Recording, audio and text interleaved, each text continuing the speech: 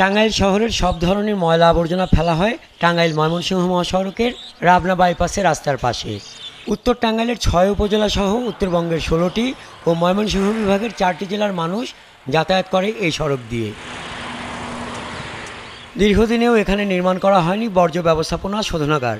উত্তরবঙ্গ থেকে শহরে প্রবেশ কিংবা শহর থেকে উত্তরবঙ্গে যাবার সময় ময়লার এই ভাগাড়ের দুর্গন্ধে দুর্বিষহ জীবন কাটছে হাজারো মানুষের। এখান থেকে দুর্গন্ধে মানুষ অসুস্থ হয়ে যাবে। এখানকার পরিবেশ এত খারাপ, কোন দুর্গন্ধ নাকছে বাজাইতে যাতায়াত করা লাগে। পৌরসভার লোকজন যারা সেখানে ময়লা আবর্জনা ফেলে তাদেরকে আমরা বলি যে ভিতরে ফালাই দিতে, কিন্তু তারা এখানে কোনো কথাই শোনে না। বিশেষজ্ঞ চিকিৎসকরা বলছেন উন্মুক্ত এই ভাগাড় তৈরি করেছে চরম স্বাস্থ্য ঝুঁকি। মানুষের কিডনি বিকল সহ ক্যান্সারের মতো মারাত্মক রোগ হতে পারে এই দুর্গন্ধের কারণে।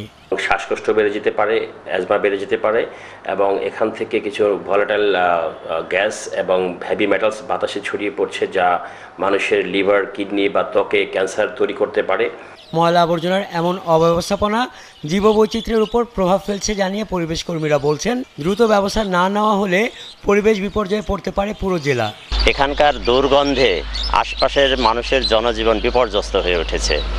এটাকে শহর থেকে একটু বাইরে দূরে কোথাও সরিয়ে নেওয়া, স্থানান্তর করাটা খুব জরুরি।